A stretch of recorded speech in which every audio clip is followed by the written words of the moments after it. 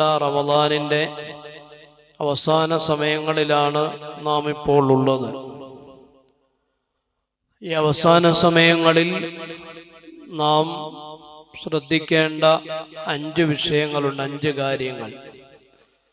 5 കാര്യങ്ങളെ മനസ്സിലാകുന്ന ഭാഷയിൽ ചുരുക്കി പറഞ്ഞാൽ അതിന് പറയുന്നത് ഹാർട്ട് ക്ലീൻ ചെയ്യുക എന്നാണ്.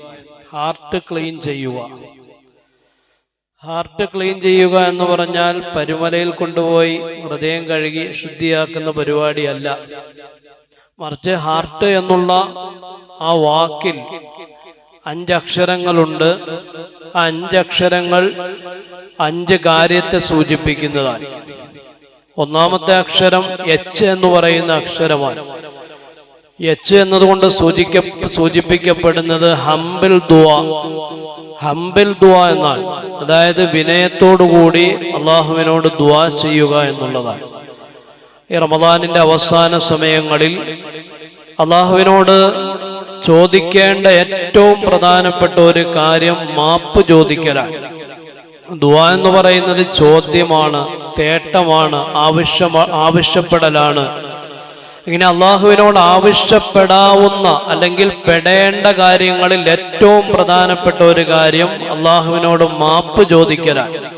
അതുകൊണ്ടാണ് ആയിഷ ബീവിയോട് നബിതങ്ങൾ പറഞ്ഞത്. ആയിഷ ബീവി വന്നിട്ട് പറഞ്ഞു, അള്ളാഹിന്റെ റസൂലെ, ലൈലത്തുൽ ഖദർ ഇന്ന രാത്രിയിലാണെന്ന് ബോധ്യപ്പെട്ടാൽ ഞാൻ എന്ത് ചെയ്യണം? അപ്പൊ നബിതങ്ങൾ പറഞ്ഞു കൊടുത്ത മറുപടി, ആയിഷ നീ പറയണം, അല്ലാഹുമ്മ ഇന്നക അഫ്വുൻ തുഹിബ്ബുൽ അഫ്വ ഫഅഫു. അള്ളാഹുവെ, നീ മാപ്പ് ചെയ്യുന്നവനാണ്, നീ മാപ്പ് ചെയ്യുന്നതിന് ഇഷ്ടപ്പെടുന്നവനാണ്, നീ ഞങ്ങൾക്ക് മാപ്പ് ചെയ്ത് തരയണമേ. അപ്പോ ദുആ ചെയ്യേണ്ട കാര്യങ്ങളിൽ ഏറ്റവും പ്രധാനപ്പെട്ടത് അള്ളാഹുവിനോട് മാപ്പ് ചോദിക്കലാണ്. അത് ചോദിക്കേണ്ടത് വിനയത്തോടുകൂടി ചോദിക്കണം. അതാണ് ഹംബിൾ ദുആ എന്ന് പറഞ്ഞാൽ. രണ്ടാമത്തെ ഹാർട്ട് എന്ന പദത്തിലെ രണ്ടാമത്തെ അക്ഷരം ഇ ആണ്. ഇ എന്ന് പറഞ്ഞാൽ എറൈസ് സിൻസ് എന്നാണ് അതിന് പറയുക. എറൈസ് സിൻസ്, അതായത് ഇസ്തിഗ്ഫാർ ചെയ്യുക, പാപങ്ങൾ മായ്ച്ചു കളയുക. ഏതു പാപങ്ങളാണ് മായ്ച്ചു കളയേണ്ടത്? റമദാനിൽ നാം ഒരു പാപവും ചെയ്തിട്ടില്ല, ചെയ്തത് ഒരുപാട് നന്മകളാണ്. തറാവീഹ് നമസ്കരിച്ചു, തറാവീഹിന്റെ പ്രതിഫലം നരകമോചനമാണ്. നോമ്പ് പിടിച്ചു, നോമ്പിന്റെ പ്രതിഫലം തഖ്വയാണ്.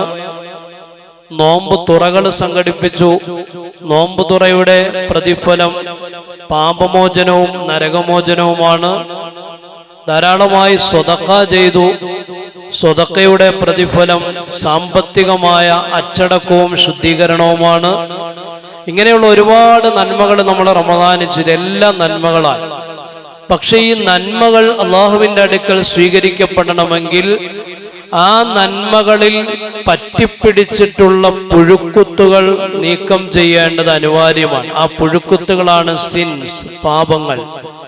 ആദ്യം ആ നന്മകളിലുള്ള പാപങ്ങൾ ഇല്ലാതാകുന്നതിന് വേണ്ടി അള്ളാഹുവിനോട് പാപമോചനം തേടണം. അതാണ് രണ്ടാമത് നമ്മൾ ചെയ്യേണ്ടത്. ഈ സമയത്ത് ധാരാളമായി നമ്മൾ വർദ്ധിപ്പിക്കേണ്ട ഒരു കാര്യം ഇസ്തിഗ്ഫാറാണ്. ഒരു പാപവും ചെയ്യാത്ത പ്രവാചകൻ ദിവസവും 100 തവണ ഇസ്തിഗ്ഫാർ നടത്തുമായിരുന്നുവെന്നാണ്. എന്തിനാണ്? ഒരു തെറ്റും ചെയ്യാത്ത, വരാൻ പോകുന്നതും കഴിഞ്ഞു പോകുന്നതുമായ എല്ലാ പാപങ്ങളും താങ്കൾക്ക് ഞാൻ പുറത്തു തന്നിരിക്കുന്നു എന്ന് അള്ളാഹു വിശുദ്ധ ഖുർആനിൽ നബിയെക്കുറിച്ച് പറഞ്ഞിട്ടുണ്ടെങ്കിൽ ആ ഒരു തെറ്റും ചെയ്യാത്ത നബി എന്തിനാണ് ദിവസവും 100 തവണ ഇസ്തിഗ്ഫാർ നടത്തിയത്? നബി 100 തവണ ഇസ്തിഗ്ഫാർ നടത്തിയത് ആ ഇസ്തിഗ്ഫാർ നടത്തുന്നതിന്റെ പ്രാധാന്യം നമ്മെ പഠിപ്പിക്കാൻ വേണ്ടിയാണ്. അപ്പൊ ഒരുപാട് നന്മകൾ ചെയ്തിട്ട് കാര്യമില്ല. ആ നന്മകളെല്ലാം പൂർണ്ണമായും എല്ലാ രീതിയിലുള്ള മാലിന്യങ്ങളിൽ നിന്ന് മുക്തമായിരിക്കണം. ആ മാലിന്യങ്ങളിൽ നിന്ന് മുക്തമാകാനുള്ള വഴിയാണ് ഇസ്തിഗ്ഫാർ. ഇനിയുള്ള സമയങ്ങളിൽ ഇസ്തിഗ്ഫാർ വർദ്ധിപ്പിക്കുക. 2, മൂന്നാമത്തേത് നാം ചെയ്യേണ്ടത്, മൂന്നാമത്തെ അക്ഷരം എ ആണ്. എ കൊണ്ട് സൂചിപ്പിക്കപ്പെടുന്നത് എയ്ഡ് അതേഴ്സ്. എയ്ഡ് അതേഴ്സ്, അതായത് ചാരിറ്റി, സ്വതക്കയാണ്. ഇനിയുള്ള സമയങ്ങളിൽ ധാരാളമായി സ്വതക്കകൾ ചെയ്യേണ്ട സമയമാണ്. അത് ദാനമായിട്ട് നൽകാം, ഫിത്ർ സക്കാത്തായിട്ട് നൽകാം, അതുപോലെ തന്നെ നിർബന്ധ സക്കാത്ത്, വർഷം പൂർത്തിയാകുമ്പോഴുള്ള സക്കാത്ത്. ഈ രീതിയിലെല്ലാം നൽകേണ്ട സ്വതക്കകളാണ് ഇനി നാം ശ്രദ്ധിക്കേണ്ട നമ്മുടെ ഏറ്റവും മുമ്പിലുള്ള പ്രധാനപ്പെട്ട ഒരു വിഷയം. ലോകത്ത് ആളുകളെല്ലാം ഓർക്കുന്നത് ദാനം ചെയ്യുന്നവരാണ്. പിശുക്കന്മാരെ ആരും ഓർത്തിരിക്കാറില്ല. ഒരു നാട്ടിലേക്ക് വന്നാൽ, ഒരാൾ കൈചൂണ്ടിയിലേക്ക് വന്നാൽ, കൈചൂണ്ടി എങ്ങനെയുള്ള നാടാണ്? അപ്പൊ ആദ്യം പറയുന്നത് അവിടെ ഇന്ന ഒരാളുണ്ട്, അയാൾ വലിയ ദാനധർമ്മിഷ്ഠനാണ് എന്നായിരിക്കും പറയാം. അല്ല ഇന്ന ഒരു പിശുക്കലുണ്ട് എന്നാരും എന്ത് ചെയ്യൂല, പറയൂല. ബഹുമാനപ്പെട്ട ഉസ്മാൻ റളിയല്ലാഹു അൻഹു നബിയുടെ കാലത്ത് ജീവിച്ചിരുന്ന ആളാണ്, സഹാബിയാണ്. പക്ഷെ അദ്ദേഹത്തിന്റെ പേരിൽ ഇന്നും സൗദിയില് ഒരു ബാങ്ക് അക്കൗണ്ട് ഉണ്ട് എന്നാൽ. ആരുടെ പേരിൽ? നബിയുടെ കാലത്ത് ജീവിച്ചിരുന്ന സഹാബിയായ ഉസ്മാൻ റളിയല്ലാഹു അൻഹുവിന്റെ പേരിൽ ഇന്നും സൗദിയിൽ ഒരു ബാങ്ക് അക്കൗണ്ട് ഉണ്ട്, അവിടുത്തെ ഗവൺമെന്റിന്റെ കീഴിൽ. ആ ബാങ്ക് അക്കൗണ്ടിന്റെ പ്രത്യേകത എന്താണ്? ഉസ്മാൻ റളിയല്ലാഹു അൻഹു അന്ന് വഖഫ് ചെയ്ത ഈത്തപ്പഴത്തോട്ടം, ആ ഈത്തപ്പഴത്തോട്ടത്തിൽ നിന്ന് കിട്ടുന്ന വരുമാനം, അതായത് ഈന്തപ്പനത്തിന്റെ ആ വരുമാനം വരുന്നത് ഈ ബാങ്കിലേക്കാണ്. ഉസ്മാൻ റളിയല്ലാഹു അൻഹുവിന്റെ പേരിലുള്ള ബാങ്കിലേക്കാണ് ആ വരുമാനം വരുന്നത്. ആ വരുമാനം എന്ത് ചെയ്യുന്നു? ഗവൺമെന്റ് ആ നാട്ടിലെ പാവങ്ങളായ ആളുകൾക്ക് വേണ്ടി അവരുടെ ക്ഷേമകരമായ പ്രവർത്തനങ്ങൾക്ക് വേണ്ടി ഉപയോഗിക്കുന്നു. എന്തുകൊണ്ടാണ് ഉസ്മാൻ റളിയല്ലാഹു അൻഹുവിന് ഈ ഒരു അംഗീകാരം കിട്ടാനുള്ള കാരണം? കോടിക്കണക്കിന് രൂപയുടെ ആസ്തിയുള്ള ആളായിരുന്നു ഉസ്മാൻ റളിയല്ലാഹു അൻഹു. ഇന്നത്തെ കണക്ക് വെച്ച് നോക്കുമ്പോൾ ചില ചരിത്രകാരന്മാർ പറയുകയാണ്, $1 ബില്യൺ മുകളിൽ ഉസ്മാൻ റളിയല്ലാഹു അൻഹുവിന് ആസ്തി ഉണ്ടായിരുന്നു. $1 ബില്യൺ.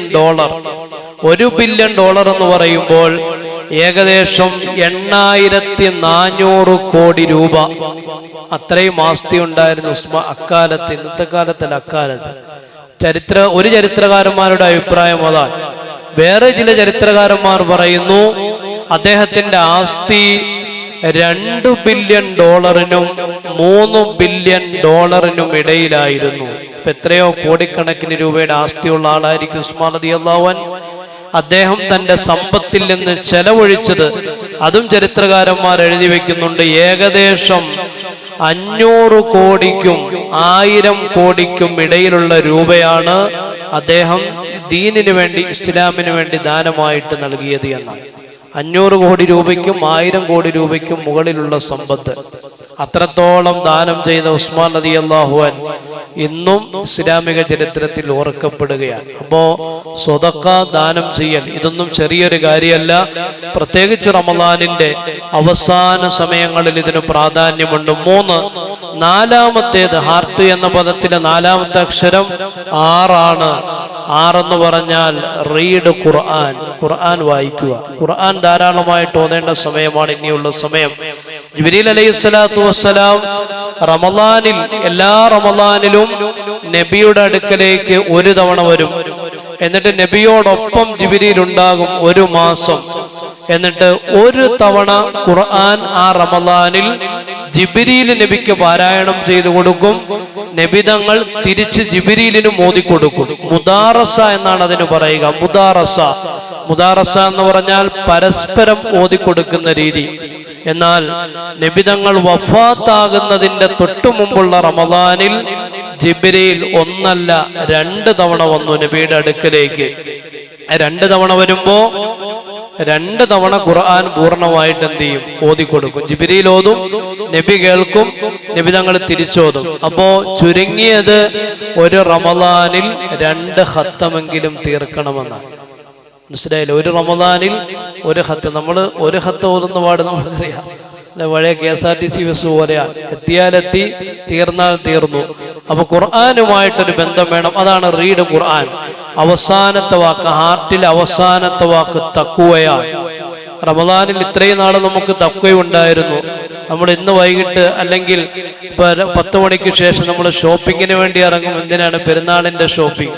ആ ഷോപ്പിങ്ങിലൂടെ ഇതുവരെയും നാം നേടിയെടുത്ത മുഴുവൻ തഖ്വയും നമ്മുടെ പെണ്ണുങ്ങൾ അടിച്ചുടച്ച് നശിപ്പിച്ച് അവസാനം ഇതുവരെയും നേടിയെടുത്തത് മുഴുവനും നഷ്ടപ്പെടുത്തി കളയും. ഇനിയുള്ള സമയങ്ങളാണ് തഖ്വ നിലനിർത്തേണ്ട ഏറ്റവും പ്രധാനപ്പെട്ട. അതുകൊണ്ട് ഈ പറയപ്പെട്ട 5 കാര്യങ്ങൾ, ഒന്നാമത്തേത് ഹംബിൾ ദുആ, വിനയത്തോടു കൂടി ദുആ ചെയ്യുക. രണ്ടാമത്തേത് എറൈസിൻസ്, പാപങ്ങൾ മായ്ച്ചു കളയുക ഇസ്തിഗ്ഫാറിലൂടെ.